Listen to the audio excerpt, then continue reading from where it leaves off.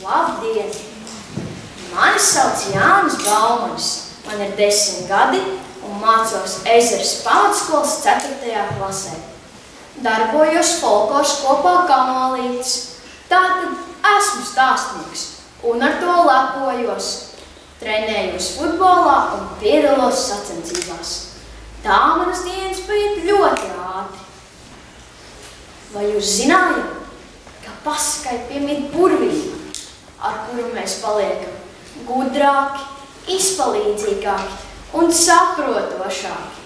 Latviešu tautas pasaka lēlis un lakstīgā.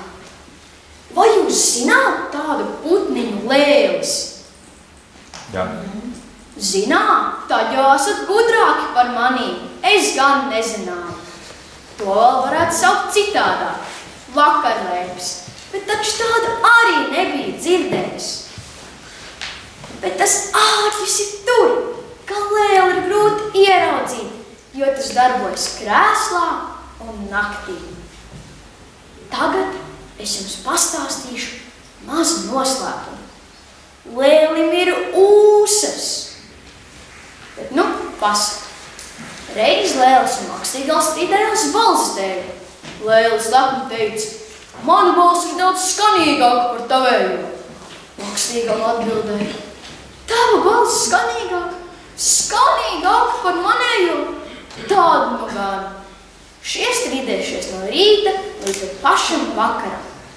Bet te Lakstīgalai galvā iešāvās gaiša doma, un Lēlim teica tā: "Kuram skanīgāka balss, nestrīdēsimies, bet kurš šīt agrāk piecelsies, uzvarēs." Lēlis bija ar mieru. Lēlis gāja gulēt, bet Lakstīgala gudriniece negāja viss. Tā pogoja, trekšināja, dziedāja līdz pusnaktī. Tad drusku nosnaudusies un dziedāja atkal. Dziedāja, kamēr arāvis nāca tīrumā art. Dziedāja, kamēr gan dzird ganos. Bet Lēlis, ko Lēlis? Tas pēc garā strīda soldi gulēja. Un vien rītā piecēlies un saprata, ka ir jau par vēlu, un nodziedāja: "Torr! Kurš uzvarēja?" Nu, protams, ka Lakstīgala, skaistās balss īpašniece. Bet strīdi turpinājās. Tikai cilvēku bērni. Uz tilta pār upī stāv mazs puika un gauži raud. Garām iet 100 vīriņš un jautā puikam: "Kas noticis? Kāpēc tu raudi?" "Man brālis iemetas sviestmaizi upē." "Ar nodomu?" "Nē, ar desu." Vasaras beigās ar ģimeni devāmies ekskursijā uz Lietuvu. Nolēmām apmeklēt Babilonijas dārzu.